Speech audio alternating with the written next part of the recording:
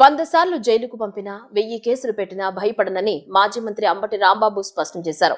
Lokesh red book రాజ్యాంగానికి తమ ఇంటి కుక్క కూడా భయపడదన్నారు. జనసేన కార్యాలయంలో వాహనాలపై దాడి జరిగితే వెంటనే స్పందించిన పోలీసులు తమ ఇంటిపై 7 గంటల పాటు దాడి జరిగినా స్పందించలేదని ప్రశ్నించారు. తమ ఇంటిపై దాడి చేసిన వారిపై నారా చంద్రబాబు నాయుడు చర్యలు తీసుకోవాలని డిమాండ్ చేశారు. లేదంటే ఆ దాడికి ఆయన ప్రోద్బలం ఉన్నట్లే భావించాల్సి వస్తోందన్నారు. ఈ వ్యవహారంలో న్యాయపరంగా పోరాడతామని, రెడ్ బుక్ పేరుతో జరిగే ప్రతి అరాచకానికి మూల్యం చెల్లించాల్సిందేనని హెచ్చరించారు. ఇప్పుడు మేము వింటుంటే చాలా బాధగా ఉంది. ఆల్ టీవీస్ ఆల్మోస్ట్ ఆల్ అన్ని ఇక్కడ జరుగుతున్న సంఘటన లైవ్లో ఇచ్చాయి. ఎక్కడ దాపరికి ఏం లేదు. అన్ని టీవీలు ఇవ్వకూడదు అనుకున్నా ఇవ్వలేదు తప్ప అందరికీ ఫీడ్ అవైలబుల్గా ఉంది. నా ఇంటి ముందు ఏం జరుగుతుంది అని 10:30 వరకు, అంటే నన్ను అరెస్టు చేసి తీసుకువెళ్లేంత వరకు అంబటి రాంబాబును చంపేస్తారా, చంపకోకుండా వదిలేస్తారా అనేటువంటి ఉత్కంఠతతో 2 రాష్ట్రాల్లో ఉన్న ప్రజలు ఎదురు చూశారు. నాకు తర్వాత అర్థమైంది. 10:30 తర్వాత అమ్మాయ అంబటి రాంబాబును అరెస్ట్ చేశారా, అంబటి రాంబాబు సేఫ్లో ఉన్నాడరా అని భావన వచ్చింది. తర్వాత అరెస్ట్ చేసి కోర్టులో పెట్టారు, ఫాల్స్ కేసులు పెట్టారు, రిమాండ్ రిపోర్ట్లు ఇప్పించారు, రిమాండ్ రిపోర్ట్ తప్పులు రాశారు. కోర్టు వారు నన్ను 18 రోజుల పాటు రాజమండ్రి సెంట్రల్ జైల్లో ఉంచేటటువంటి పరిస్థితి ఏర్పడింది. నేను మనవి చేస్తున్నా, ఆ రోజు నుంచి 31వ తారీఖున నన్ను అరెస్ట్ చేసిన దగ్గర నుంచి నేటి వరకు 28వ తారీఖు వాళ్ళ ఎంత నిరసన తెలియచేస్తున్నారో ఒకసారి అర్థం చేసుకోండి. నా ఇంటి దగ్గర రోజు వస్తున్నారు, కలుస్తున్నారు, మీకు జరిగింది అన్యాయం అంటున్నారు, తెలుగుదేశం కూటమి ప్రభుత్వం చేయటం దుర్మార్గం అంటున్నారు. ఇప్పటికైనా బుద్ధి ఉందా మీకు అని అడుగుతా ఉన్నా. నా మీద పడి కొట్టిన వాళ్ళు, తిట్టిన వాళ్ళు, ఇల్లు దహనం చేయడానికి ప్రయత్నం చేసిన వాళ్ళు, కార్లు ధ్వంసం చేయడానికి ప్రయత్నం చేసిన వాళ్ళు, నన్ను చంపడానికి ప్రయత్నం చేసిన వాళ్ళు, వాళ్ళ మీద కేసులు లేవు. ఎందుకు లేవు? పెట్టే ధైర్యం వాళ్ళకి లేదు. ఎందుకు లేవు? ఎందుకు లేదు? చంద్రబాబు లోకేష్ డైరెక్షన్ తోనే ఇది జరిగింది కాబట్టి. ఒకవేళ చంద్రబాబు లోకేష్ ఈ కేసులు పెడితే ఈ వచ్చే వాళ్ళందరూ తిడతారు. ఏమండి మీరు ఎలమంటే వెళ్ళింది మేము అని ఎవరు ఉన్నారు కదా పేర్లు చెప్పానే, వీళ్ళందరికీ లోకేష్ ఆఫీస్ నుంచి ఫోన్లు వచ్చినాయి వెళ్ళమని. లేదు మీరు చేయలేదు అనుకో, కేసు ఎందుకు రిజిస్టర్ చేయండి? నేను తిట్టినందుకు 18 రోజులా అనుకుందాం, కాసేపు తిట్టాను, క్షమాపణ కూడా చెప్పాను, అది వేరే అంశం. నేను ఆవేశంలో ఒక ఘర్షణలో తిట్టిన తిట్టుకి 18 రోజులు జైలు. కానీ వాళ్ళకి మాత్రం స్టేషన్ ఇచ్చి వేలించి పంపించారు. ఎందుకు ఇలా చేశారు? వాళ్ళ మీద కేసు పెట్టి కోర్టులో ప్రొడ్యూస్ చేయాలి కదా, వాళ్ళు రిమాండ్కి పంపాలి కదా. ఎందుకు రిమాండ్కు పంపలేదు, ఎందుకు కేసు కరెక్ట్ గా రిజిస్టర్ చేయలేదంటే మీరే వాళ్ళని ఇక్కడ ఉసిగొల్పి పంపించారు కాబట్టి, మిమ్మల్ని వాళ్ళు తిడతారు కాబట్టి, బయట పెడతారు కాబట్టి చంద్రబాబు లోకేష్ వాళ్ళ మీద కేసులు పెట్టొద్దని చెప్పాడు. కల్తీ నెయ్యి, కల్తీ పాలు, కలుషిత నీటి సరఫరా ఘటనలపై ప్రభుత్వం సమాధానం చెప్పలేక ప్రజల దృష్టి మళ్లించేందుకు డైవర్షన్ పాలిటిక్స్ కు దిగిందని వైసీపీ అధికార ప్రతినిధి కారుమూరు వెంకటరెడ్డి విమర్శించారు. సోషల్ మీడియాలో సీఎం పై మార్ఫింగ్ పోస్టులు పెట్టారంటూ వల్లరామయ్య నేతృత్వంలో టీడీపీ నేతలు సిఐడికి ఫిర్యాదు చేయడం దృష్టి మళ్లించే ప్రయత్నమన్నారు. మార్ఫింగ్, తప్పుడు ప్రచారాలకు చంద్రబాబు ఆద్యుడని అవినీతి ఆరోపణలు చేశారు. తిరుమల కల్తీ నెయ్యి ప్రచారం తిరగబడిందని, ప్రజలకు వాస్తవాలు తెలియజేస్తున్న వైసీపీ సోషల్ మీడియాను అణచివేయాలనే కుట్రలు ఫలించవని కారుమూరు వెంకటరెడ్డి స్పష్టం చేశారు. వైఎస్ఆర్ కాంగ్రెస్ పార్టీ అంటే ఏదో దుష్ప్రచారం చేస్తుందంట చంద్రబాబు నాయుడు గారి మీద. సజ్జల భార్గవరెడ్డి గారు, సజ్జల గారు, జగన్ గారి నేతృత్వంలో చంద్రబాబు నాయుడు గారి మీద అసభ్యకర పోస్టులు పెట్టించేస్తున్నారని చెప్పి వాళ్ళు నిన్న కంప్లైంట్ ఇస్తే నవ్వొస్తా ఉంది. అసలు మీదే ఒక ఫేక్ పార్టీ, మళ్ళీ మీ ఫేక్ పార్టీ మీద మళ్ళీ డీప్ ఫేక్ పోస్టులు పెట్టి ప్రచారం చేయాల్సినటువంటి అవసరం వైఎస్ఆర్ కాంగ్రెస్ పార్టీకి ఏముంటది? ఆల్రెడీ ఓ పక్క కల్తీ పాలు, ఇంకో పక్క కలుషిత నీరు. అక్కడ కల్తీ పాలతో 6 చనిపోవటం, అక్కడ కలుషిత నీరుతో డయేరియా వచ్చి 4 చనిపోవటం. ఈ రాష్ట్రంలో అనేక సమస్యలు, ఏ జిల్లా వెళ్ళినా, ఏ నియోజకవర్గం వెళ్ళినా వందలాది సమస్యలు ఈరోజు ప్రజలకి సమస్యలతో ప్రజలందరూ ఈరోజు అల్లాడుతూ ఉంటే, అవన్నీ వైఎస్ఆర్ కాంగ్రెస్ పార్టీ అడ్రస్ చేస్తూ ఉంటే, ఏదైతే అడ్రస్ చేస్తున్నటువంటి సోషల్ మీడియా మీద ఏదో ఒక రకంగా మళ్ళీ తప్పుడు కేసులు పెట్టి నిరోధించాలనేటటువంటి ప్రయత్నం, నియంత్రించాలనేటువంటి ప్రయత్నం. వాళ్ళు ఎవరో పోస్ట్ పెట్టుకుంటే దానికి వైఎస్ఆర్ కాంగ్రెస్ పార్టీకి సంబంధం ఏంటి? మాకు అఫీషియల్ సోషల్ మీడియా అంటే దానికి ఒక పేజ్ ఉంటుంది, అఫీషియల్ పార్టీ అంటే దానికి ఒక పేజ్ ఉంటుంది. సో అన్ని అఫీషియల్ గా ఉంటాయి. ఎవరో ఏదో పోస్టు మీ మీద పెట్టుకొని పెడితే దాన్ని వైఎస్ఆర్ కాంగ్రెస్ పార్టీకి ఆపాదించేసి అసలు మా సోషల్ మీడియా ఎవరు నడుపుతున్నారో మీకు తెలియదు. మరి మీరు ప్రభుత్వంలో ఎట్లున్నారో నాకు అర్థం కాల. సజ్జల భార్గవ్ గారు ఇప్పుడు సోషల్ మీడియా ఏం చూడటల్లా, కానీ సజ్జల భార్గవ్ గారు అంట కుట్ర బన్నేశాడంట, సజ్జల గారు కుట్ర బన్నేశాడంట, చంద్రబాబు నాయుడు గారి మీద అసభ్యకర పోస్టులు పెట్టించేస్తున్నారంట. అసలు మీ మీద అసభ్యంగా పెట్టించాల్సిన అవసరం ఏంది? మీ ప్రభుత్వం అసభ్యంగా అశ్లీలంగా తయారైందనేది కనపట్లేదా? అసెంబ్లీ సాక్షిగా బేబీ బేబీ అంట ఒక ఎమ్మెల్యే, అసెంబ్లీలో వాట్సాప్ వీడియో కాల్ చేస్తున్నటువంటి ఎమ్మెల్యే, అర్ధరాత్రి వాట్సాప్ వీడియో కాల్ చేసే కోన రవికుమార్ లాంటి వాళ్ళు, ఇంకా మీ పార్టీలో ఎమ్మెల్యేలు ఆదిమూలం నుంచి మొదలుకొని నజీర్ దాకా, అవతల పక్క శ్రీకాకుళం నుంచి అవతల చిత్తూరు దాకా ప్రతి జిల్లాలో మీ ఎమ్మెల్యేలు అశ్లీలంగా అసభ్యంగానే కదా ప్రవర్తిస్తుంది. అవన్నీ ఓపెన్ గానే వీడియోలు ఉన్నాయి. మళ్ళీ కొత్తగా మీ మీద మేము అసభ్యకరంగా మళ్ళీ క్రియేట్ చేసి పెట్టించాల్సిన అవసరం ఏముంది? అయినా అసలు ఈ ఫేక్ ఫ్యాక్టరీలకి ఆద్యులు ఎవరు? సీఎం చంద్రబాబు నాయుడు, మంత్రి లోకేష్ లు తమ వైఫల్యాలను కప్పిపుచ్చుకోవడానికి పవిత్రమైన తిరుమల లడ్డూ ప్రసాదంపై నీచమైన రాజకీయం చేస్తున్నారని వైసీపీ రాష్ట్ర అధికార ప్రతినిధి ఎమ్మెల్యే తాటిపత్తి చంద్రశేఖర్ తీవ్ర స్థాయిలో విమర్శించారు. కాకినాడ జిల్లా వేట్లపాలెంలో బాణాసంచా ప్రమాదం జరగడం పట్ల ఆయన తీవ్ర దిగ్భ్రాంతి వ్యక్తం చేశారు. మృతుల కుటుంబాలకు వైసీపీ తరపున ప్రగాఢ సానుభూతి తెలిపారు. ప్రభుత్వం తక్షణమే స్పందించి క్షతగాత్రులకు మెరుగైన వైద్యం అందించడంతో పాటు మృతుల కుటుంబాలకు భారీ ఆర్థిక సాయం ప్రకటించాలని డిమాండ్ చేశారు. చంద్రబాబు అధికారంలోకి వచ్చాక రాష్ట్రంలో పెన్షన్ల కోత విపరీతంగా పెరిగిపోయిందని చంద్రశేఖర్ ఆగ్రహం వ్యక్తం చేశారు. వైఎస్ జగన్ హయాంలో 66.34 లక్షల పెన్షన్లు ఇస్తే ఇప్పుడు ఆ సంఖ్య 60 లక్షలకు పడిపోయిందని, అంటే దాదాపు 6 లక్షల మంది అర్హులకు పెన్షన్లు ఎగ్గొట్టారని మండిపడ్డారు. సంబంధం లేనటువంటి సమాధానాలు, వీరు మాట్లాడేటటువంటి వ్యవహారాలు, వీళ్ళు చేసేటటువంటి కార్యక్రమాలు పొంతం లేనటువంటి విధంగా ఉంటాయి. జనాల అవసరాలని, స్థితిగతుల్ని పట్టించుకున్నటువంటి చంద్రబాబు నాయుడు గారు నిత్యం రాజకీయం చేసుకుంటూ ఈ రోజుతో అనుకుంటా బహుశా 50 సంవత్సరాలని కూడా వారు ఆ సభలో ప్రకటించారు. ఈ 50 సంవత్సరాల చరిత్రలో నీకంటూ చెప్పుకోవడానికి ఏమన్నా ఉందా చంద్రబాబు నాయుడు గారు? చెప్పండి. రాజకీయంగా నమో అంటే నరేంద్ర మోడీ, చంద్రబాబు నాయుడు గారు, మోడీ గారు అనే విధంగా లోకేష్ గారు ఇంకొక వైపు నుంచి నమో అంటే మనకు గుర్తొచ్చేది ఏంటండి? నమో అంటే నమో వెంకటేశాయ అంటాం. పవిత్రమైనటువంటి దేవాలయాన్ని, ప్రసాదాలని రోడ్డు మీదకి లాగినటువంటి చంద్రబాబు నాయుడు గారు, పవిత్రమైనటువంటి ఆ దేవాలయ ప్రతిష్టని దిగజార్చినటువంటి చంద్రబాబు నాయుడు గారు ఇవాళ ఆ వేదిక మీద కూడా అసత్యాలనే మాట్లాడుతూ ఉన్నారు. నేను అడుగుతున్న చంద్రబాబు నాయుడు గారు, ఇవాళ మీరు అంటున్నారు అనేక మాటలు మాట్లాడారు, ముందుగా వాటి గురించి మాట్లాడుకుందాం, తర్వాత ఈ లడ్డు వ్యవహారంలోకి వెళదాం. మీరు మాట్లాడుతున్నటువంటి మాటలు, వెంటిలేటర్ మీద ఉన్నటువంటి ఆర్థిక వ్యవస్థని మేము గాడిలో పెట్టామంటున్నారు. గాడిలో పెట్టారా? గోతి తీసి గుంతలో పాతేశారా? గాడిలో పెట్టలా, గుంతలో పడవేశారు. 3,20,000 కోట్ల అప్పు చేసి నువ్వు నీ కొడుకు జల్సాలు చేసుకుంటున్నారు తప్ప ప్రజలకు అందిందేమీ లేదు. ఇంకా నిస్సిగ్గుగా ఏమంటారు? చప్పట్లు కొట్టడానికి కూడా అప్పుడు స్వేచ్ఛ లేదు, ఇప్పుడు చప్పట్లు కొట్టగలుగుతున్నారంట. ఏం చేశారు? ప్రతి ఒక్క పేద కుటుంబానికి పథకాన్ని వారి యొక్క గడపల వద్దకు చేర్చింది వైఎస్ఆర్ కాంగ్రెస్ పార్టీ. నువ్వేం చేస్తున్నావు? అసత్యాలని, అబద్ధాలని చెబుతూ మాటి మాటికి మన జగన్మోహన్ రెడ్డి గారు చెప్పినట్టుగా ఎక్కడన్నా ఒక దగ్గర మీటింగ్ అయిందంటే 25 లక్షల మంది పెన్షన్లను ఎత్తేస్తూ ఉంటాడు. ఎక్కడ మీటింగ్ అయినా ప్రతి నెల ఒక మీటింగ్ అయిందంటే 25 లక్షల పెన్షన్స్ ఎగిరిపోతాయి. ఒకసారి మనం ఫిబ్రవరిలో ఇచ్చినటువంటి పెన్షన్స్ కానీ గమనించినట్లయితే 62,98,844 మందికి ఫిబ్రవరిలో పెన్షన్లు మంజూరు చేశారండి. ఇచ్చింది ఎంతో తెలుసా?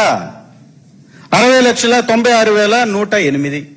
మంజూరు చేసేది వేరు, పంపిణీ చేసేది వేరు. మధ్యలో ఏమైపోతున్నాయి మిగిలినవన్నీ? ఈ 2 లక్షలు ఎక్కడికి పోయినాయి? తాను పండించిన సేంద్రియ చెరుకును బెల్లం తయారు చేస్తూ 10 మందికి ఉపాధి కలిగిస్తూ నాణ్యమైన బెల్లాన్ని వినియోగదారులకు విక్రయిస్తూ మంచి ఆదాయాన్ని గడిస్తూ ఇతర రైతులకు ఆదర్శంగా నిలుస్తున్నారు. నూజివీడు మండలం పల్లెర్లముడి గ్రామానికి చెందిన రైతు కంబంపాటి సత్యనారాయణ. ఆయన చేస్తున్న బెల్లం తయారీ విధానం చూడాలంటే ఈ స్టోరీ చూడాల్సిందే. ఇదిగో ఇక్కడ కనిపిస్తున్న రైతు ఏలూరు జిల్లా నూజివీడు మండలం పల్లెర్లముడి గ్రామానికి చెందిన ఆదర్శ రైతు కంబంపాటి సత్యనారాయణ. ఈయన గత 4 ఏళ్లుగా తనకున్న 7 ఎకరాల వ్యవసాయ భూమిలో తమిళనాడుకు చెందిన నాటు రకం చెరకు సేంద్రియ విధానంలో పండిస్తూ సొంతంగా బెల్లం తయారు చేసి నాణ్యమైన బెల్లం తయారు చేస్తూ వినియోగదారులకు మంచి బెల్లాన్ని అందిస్తున్నారు. అంతేకాకుండా 10 మంది కూలీలకు ఉపాధి కల్పిస్తూ మంచి ఆదాయాన్ని గడిస్తున్నారు. సత్యనారాయణ ప్రతి రైతు తాను పండిస్తున్న పంటను స్వయంగా అమ్ముకోగలిగితే మంచి ఆదాయం గడించవచ్చునని సూచిస్తున్నారు. అంతేకాకుండా ప్రభుత్వం గ్రామంలో రైతుల కోసం ఏర్పాటు చేసిన సిఆర్పి సభ్యులు చెప్పే వ్యవసాయ విధానాలను పాటిస్తూ చెరకు మంచి దిగుమతులను సాధిస్తుందని చెబుతున్నారు. సత్యనారాయణ వ్యవసాయంలో అవలంబిస్తున్న విధానాలను ప్రతి రైతు ఆదర్శంగా తీసుకుని మంచి లాభాలను గడిస్తారని మనం ఆశిద్దాం.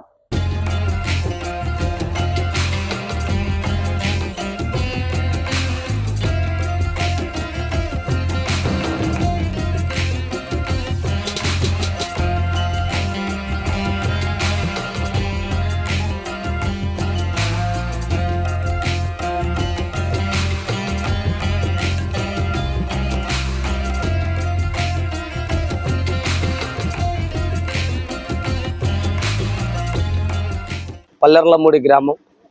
నేను సేంద్రియ బెల్లం 2009 నుంచి తయారు చేస్తున్నాను.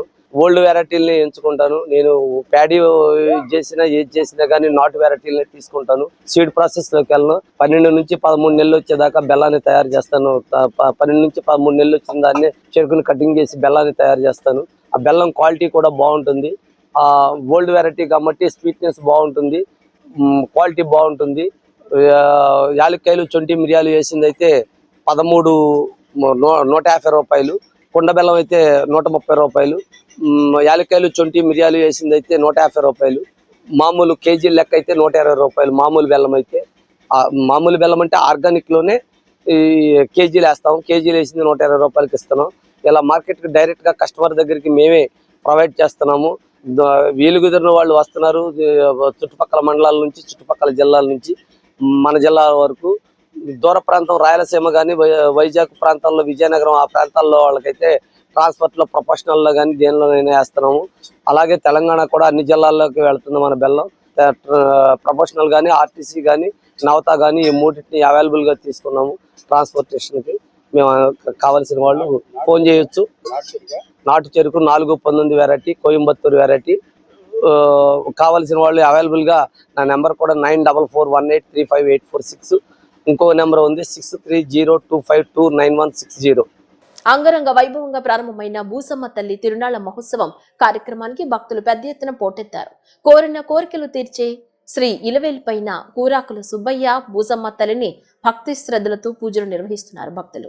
కృష్ణా జిల్లా ఉయ్యూరు మండలం ముదునూరు గ్రామంలో వేంచేసి ఉన్న శ్రీ కూరాకుల సుబ్బయ్య భూసమ్మ తల్లి తిరునాళ్లు అంగరంగ వైభవంగా ప్రారంభమయ్యాయి. 15 రోజుల పాటు జరిగే ఈ తిరునాళ్లకు భక్తులు అధిక సంఖ్యలో హాజరై మొక్కులు చెల్లించుకున్నారు. నూతనంగా నిర్మించిన దేవాలయంలో ఏర్పాటు చేయబోయే నూతన ధ్వజస్తంభానికి గ్రామ ప్రముఖులు పల్లపోతు భగవాన్ దాస్ కుటుంబ సభ్యులు ప్రత్యేక పూజలు నిర్వహించారు. ఉయ్యూరు మండలంలోని ముదునూరు గ్రామంలో వేంచేసున్న శ్రీ కూరాకుల సుబ్బయ్య సమేత భూసమ్మ తల్లి ఆలయానికి నూతన శోభ సంతరించుకుంది. ఆలయాన్ని దాతల సహకారంతో కూరాకుల వంశస్థులు పునర్నిర్మించారు. అన్ని హంగుల వసతులతో నూతన ఆలయాన్ని తీర్చిదిద్దారు. ఈ క్రమంలో శనివారం అమ్మవారి ఇంటి నుంచి బయలుదేరి ఆలయానికి అంగరంగ వైభవంగా చేరుకున్నారు. దీంతో ముదునూరులో సందడి వాతావరణం నెలకొంది. 15 రోజుల పాటు జరగనున్న తిరునాళ్ల మహోత్సవానికి గ్రామస్తులు ప్రముఖ బిల్డర్ పల్లపోతు భగవాన్ దాస్ నూతన ధ్వజస్తంభాన్ని అందజేశారు. తెలంగాణ బీసీల అధ్యక్షుడిని. నేను ఇక్కడి నుంచి 33 సంవత్సరాలుగా మేము తెలంగాణ వెళ్ళిపోయాం, అక్కడే స్థిరపడిపోయామండి. అయినా కూడా ఈ భూసమ్మ తల్లి, పల్లపోతు అంకమ్మ తల్లి అని మా ఊర్లోనే ఉందండి, ముదునూరులోనే.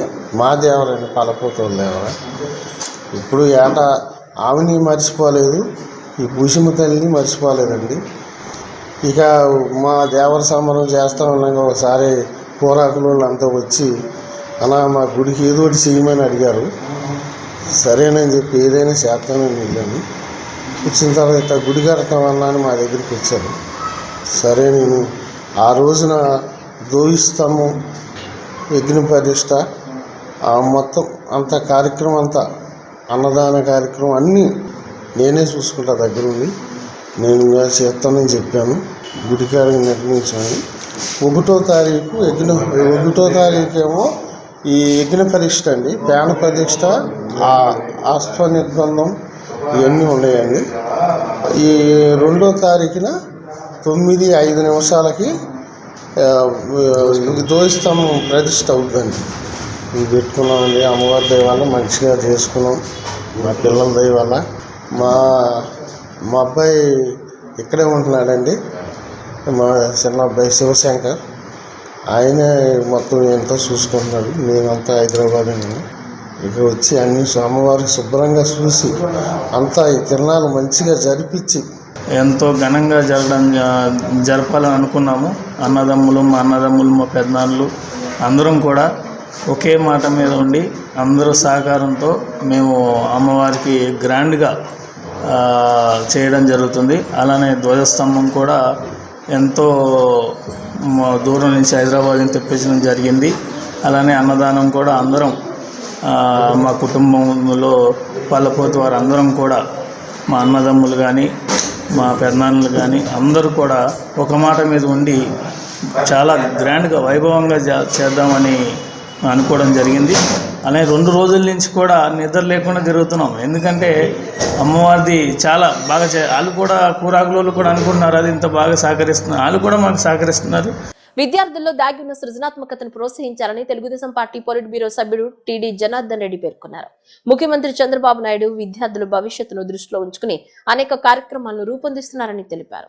నగరంలోని తుమ్మలపల్లి కళాక్షేత్రంలో 13వ జాతీయ యువ అండ్ చిల్డ్రన్ ఆర్ట్ ఎగ్జిబిషన్ కార్యక్రమాన్ని ఏర్పాటు చేశారు. ఈ కార్యక్రమానికి ముఖ్య అతిథిగా మాజీ ఎమ్మెల్సీ, టీడీపీ పొలిట్ బ్యూరో సభ్యులు టీడీ జనార్దన్, ఏపీ సృజనాత్మక సంస్కృతి సమితి chairperson Podipati Tejaswi, Telugu academy chairperson RD Wilson, ప్రముఖ కళా పోషకులు గోళ్ల నారాయణరావు, పలువురు ప్రముఖులు పాల్గొని ఎగ్జిబిషన్ను ప్రారంభించారు. అనంతరం 1000 మంది విద్యార్థులు అద్భుతంగా వేసిన పెయింటింగ్స్ ను సందర్శించి వారిని అభినందించారు. అనంతరం టీడీపీ పొలిట్ బ్యూరో సభ్యులు టీడీ జనార్దన్ మాట్లాడుతూ విద్యార్థుల్లో దాగి ఉన్న సృజనాత్మకతను ప్రోత్సహిస్తూ dream young children art academy ప్రతినిధులను అభినందించారు. ముఖ్యమంత్రి చంద్రబాబు నాయుడు విద్యార్థుల భవిష్యత్తును దృష్టిలో ఉంచుకుని అనేక కార్యక్రమాలను రూపొందిస్తున్నారని తెలిపారు. రాష్ట్ర భవిష్యత్తుకు బంగారు బాటలు వేసేందుకు dream young children art academy చేస్తున్న కృషిని అభినందించారు. ఏపీ సృజనాత్మక సంస్కృతి సమితి చైర్పర్సన్ పొడిపాటి తేజస్వి మాట్లాడుతూ విద్యార్థుల ప్రతిభను గుర్తించి అందించే బహుమతి వారిలో మరింత ఉత్సాహాన్ని కలిగిస్తుందన్నారు. Dream young children art academy ప్రతినిధి రమేష్ మాట్లాడుతూ విద్యార్థుల్లో దాగి ఉన్న అసాధారణ ప్రతిభను వెలికితీసేందుకు మా సంస్థ పనిచేస్తుందని అన్నారు. వేలాది మంది విద్యార్థులను ప్రోత్సహించి బహుమతులను అందజేసి వారిలో ఆత్మస్థైర్యాన్ని నింపుతున్నామని చెప్పారు. అనంతరం పోటీలో విజేతలుగా నిలిచిన వారికి బహుమతులను ప్రదానం చేశారు. విద్యార్థులు చేసిన సాంస్కృతిక కార్యక్రమాలు, నృత్య ప్రదర్శనలు చూపరులను ఎంతగానో ఆకట్టుకుంది. మన జాతికి, తెలుగు జాతికి ఒరిజినల్గా హిస్టరీలో జాతుల మధ్య పోరాటమే కదా, జాతుల యొక్క ఔన్నత్యమే కదా. నిజానికి మనకి గొప్ప చరిత్ర ఉంది. ఆనాడు శాతవాహనుడు, ఆ తర్వాత కాకతీయులు, కృష్ణదేవరాయలు, ప్రజాస్వామ్యంలోకి వస్తే ఆనాడు ఎన్టీ రామారావు గారు తెలుగు కళలని ప్రోత్సహించడం కోసమే తెలుగు యూనివర్సిటీ పెట్టాడు. ఈనాడు చంద్రబాబు నాయుడు గారు రాష్ట్ర ముఖ్యమంత్రిగా భావి తరాలకి ఐటీ విప్లవ ఫలితాలు అందజేయాలని కలలు గన్ని తప్పించిన నాయకుడు చంద్రబాబు నాయుడు గారు. ఆయన కృషి వల్లనే ఈరోజు ప్రపంచంలో 120 దేశాల్లో తెలుగు వాళ్ళు ఉన్నారు. అమెరికాలో అత్యధికమైనటువంటి తలసరి ఆదాయం తెలుగుడే సంపాదిస్తూ ఉన్నారు. అలా వివిధ రంగాల్లో నిష్ణాతులు ఈ కార్యక్రమాలని ప్రోత్సహించకపోతే కళలు మనందరికీ దూరం అవుతున్నాయి. ఇట్లాంటి సందర్భంలో క్లిష్టమైనటువంటి ఈ ఐటీ యుగంలో కూడా మా రమేష్ టీం మా అందరినీ పిలిచి ఈ కళలను ప్రోత్సహించినందుకు అభినందిస్తూ వారికి జీవితాంతం వారు చేసే కార్యక్రమాలకి నేను సపోర్ట్ చేస్తానని తెలియజేస్తున్నాను. అంతేకాదు నేటి బాలికలే రేపటి భావి భారత పౌరులు. మీ అందరూ ఎంతోమంది రేపు ఈ వేదిక మీదకి వచ్చే అర్హత సంపాదించే అవకాశం ఉంది. ఇప్పుడు మీరు వేసేటటువంటి చేసే ఆలోచన, మీరు తీసుకునే నిర్ణయాలు, వేసే బీజాలను బట్టే మీ భవిష్యత్తు ఉంటుంది. మీ అందరు చూశారు కదా, అబ్రహాం లింకన్ గారు ఎన్నోసార్లు ఓడిపోయినా నేను అమెరికాకు అధ్యక్షుడిని కావాలా అని ఒక పట్టు వదలని బర్నింగ్ డిజైర్తో సాధించాడు. ఏమండి, అదే సాధారణమైన విషయమా? ఎవరైనా అట్లానే ఎన్టీ రామారావు గారు సినిమా రంగంలో ప్రపంచ సినిమా నటుల్లోనే మేటి, ఆయన నంబర్ 1. ఆయన కళలని పౌరాణికాలు కానీ, సాంఘికాలు, జానపదాలు, అట్లానే చారిత్రకమైన, దేశభక్తిపరమైన, సంస్కరణాత్మకమైన, ప్రబోధాత్మకమైన పాత్రలు పోషించి 137 సంవత్సరాల చరిత్రలో, సినీ చరిత్రలో అన్ని రంగాల్లో మేట అనిపించింది ఆయన ఒక్కడే. బులెటిన్ ముగించే ముందు హెడ్లైన్స్ మరోసారి.